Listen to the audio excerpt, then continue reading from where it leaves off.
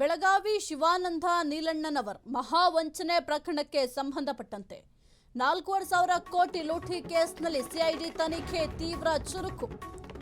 ಬೆಳಗಾವಿ ಶಿವಾನಂದ ನೀಲಣ್ಣನವರ್ ವಂಚನೆ ಪ್ರಕರಣಕ್ಕೆ ಸಂಬಂಧಪಟ್ಟಂತೆ 4,500 ಕೋಟಿ ಲೂಟಿ ಕೇಸ್ನಲ್ಲಿ ಸಿಐಡಿ ತನಿಖೆ ತೀವ್ರ ಚುರುಕುಗೊಳಿಸಲಾಗಿದೆ. ಶಿವಾನಂದ ನೀಲಣ್ಣನವರಿಗೆ ಸೇರಿದ ಬರೋಬ್ಬರಿ 15 ಬ್ಯಾಂಕ್ ಖಾತೆಗಳು ಪತ್ತೆಯಾಗಿದೆ. ಒಂದೊಂದು ಅಕೌಂಟ್ನಲ್ಲೂ ಕೋಟಿ ಕೋಟಿ ಕುಬೇರನ ಆಟ. 100 ಕೋಟಿ, 80 ಕೋಟಿ, 50 ಕೋಟಿ ಹಣ ಪತ್ತೆಯಾಗಿದೆ. ತಕ್ಷಣವೇ ಅಖಾಡಕ್ಕಿಳಿದ ಸಿಐಡಿ ಹಿರಿಯ ಅಧಿಕಾರಿಗಳು. ಅಕ್ರಮ ಬಯಲಾಗ್ತಾ ಇದ್ದಂತೆ 15 ಅಕೌಂಟ್ಗಳು ಕೂಡ ಫ್ರೀಸ್ ಆಗಿದ್ದಾವೆ. ಬೆಳಗಾವಿ ಶಿವಾನಂದ ನೀಲಣ್ಣನವರ ಮಹಾವಂಚನೆ ಪ್ರಕರಣಕ್ಕೆ ಸಂಬಂಧಪಟ್ಟಂತೆ ಈ ಒಂದು ಪ್ರಕರಣವನ್ನ ಭೇದಿಸ್ತಾ ಹೋದಂತೆ ಸಾಕಷ್ಟು ಸತ್ಯಾಂಶಗಳು ಈಗ ಬಟಾಬಯಲಾಗಿದೆ. ಅಧಿಕಾರಿಗಳೇ ಶಾಕ್ ಆಗಿದ್ದಾರೆ. ಈತನ ಅಕೌಂಟ್ ಡೀಟೇಲ್ಸ್ ಅನ್ನ ಚೆಕ್ ಮಾಡಿ ಒಂದೊಂದು ಅಕೌಂಟ್ನಲ್ಲೂ ಕೋಟಿ ಕೋಟಿ ಹಣ ಇದ್ದಾವೆ. ಈತನ ಬಳಿ ಬರೋಬ್ಬರಿ 15 ಬ್ಯಾಂಕ್ ಖಾತೆಗಳಿದ್ದಾವೆ. ಅದೆಲ್ಲವೂ ಕೂಡ ಈಗ ಸದ್ಯಕ್ಕೆ ಸೀಸ್ ಆಗಿದ್ದಾವೆ. ಒಂದು ಅಕೌಂಟ್ನಲ್ಲಿ 100 ಕೋಟಿ ಇದ್ರೆ ಇನ್ನೊಂದು ಅಕೌಂಟ್ನಲ್ಲಿ 80 ಕೋಟಿ, ಮತ್ತೊಂದರಲ್ಲಿ 50 ಕೋಟಿ. ಈ ರೀತಿಯಾಗಿ ಆತನ ಅಕೌಂಟ್ನಲ್ಲಿ ಸಾವಿರ ಲೆಕ್ಕನೇ ಇಲ್ಲ, ಬರೀ ಕೋಟಿಗಳಲ್ಲೇ ಆತನ ಅಕೌಂಟ್ನಲ್ಲಿ ಹಣ ಇರೋದು. ಸಾವಿರಾರು ಕೋಟಿ ಹಣ ವರ್ಗಾವಣೆಯಾದ್ರು ಬ್ಯಾಂಕ್ ಅಧಿಕಾರಿಗಳು ಗಪ್ಚುಪ್. ಐಟಿಗೆ ಮಾಹಿತಿ ನೀಡದೆ ಮುಚ್ಚಿಟ್ಟಿದ್ದ ಸತ್ಯ. ಬ್ಯಾಂಕ್ ಆಫೀಸರ್ಗಳ ಭ್ರಷ್ಟಾಚಾರದ ಆಯಾಮದಲ್ಲೂ ತನಿಖೆ. ಅಕ್ರಮಕ್ಕೆ ಸಾಥ್ ಕೊಟ್ಟ ಬ್ಯಾಂಕ್ ಉದ್ಯೋಗಿಗಳಿಗೂ ಕುತ್ತು. ತನಿಖೆ ವೇಳೆ ಬಯಲಾಯಿತು ಅತ್ಯಂತ ರೋಚಕ ಸತ್ಯಗಳು.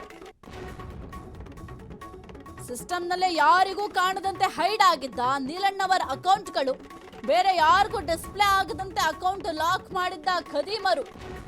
ವಂಚನೆಗೆ ಸಾಥ್ ನೀಡಿದ ಬ್ಯಾಂಕ್ಗಳಿಗೂ ಕೂಡ ಬಿಸಿ ತಟ್ಟಲಿದೆ.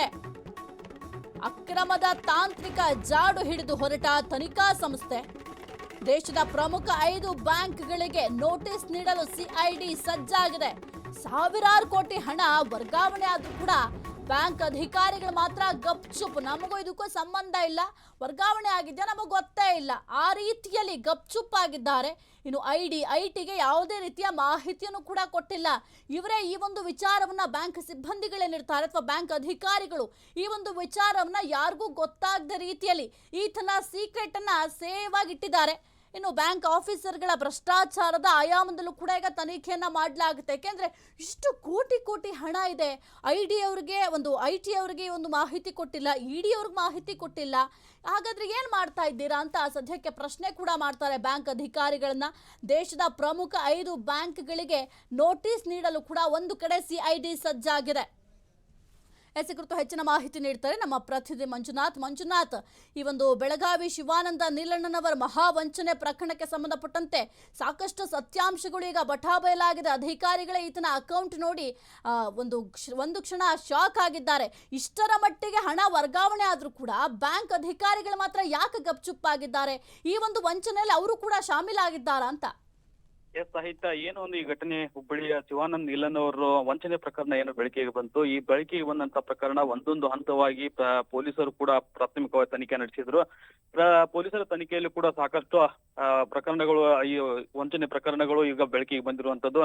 ಈಗ ಡಿಐಜಿ ಏನು ಐಜಿಪಿ ಅವರು ಇದ್ದಾರೆ, ಸಿಐಡಿ ಅಧಿಕಾರಿ ಐಜಿಪಿ ಅವರು ಕೂಡ ಈಗ ಬೆಳಗಾವಿನಲ್ಲಿ ಮೊಕ್ಕಾಮೂಡಿ ಈ ಒಂದು ನೀಲನ್ ಅವರ ವಂಚನೆ ಪ್ರಕರಣ ಕೂಡುತ್ತಾ ಕೂಡ ದಾಖಲೆಗಳನ್ನು ಈಗಾಗಲೇ ಪರಿಶೀಲನೆ ಕೂಡ ನಡೆಸ್ತಾ ಇರುವಂತದ್ದು. ಈಗ ಬೇಕಾದಂತ ಸಾಕ್ಷಿಗಳನ್ನು ಕೂಡ ಈಗ ಕಲೆಕ್ಟ್ ಮಾಡ್ತಾ ಇದ್ದಾರೆ.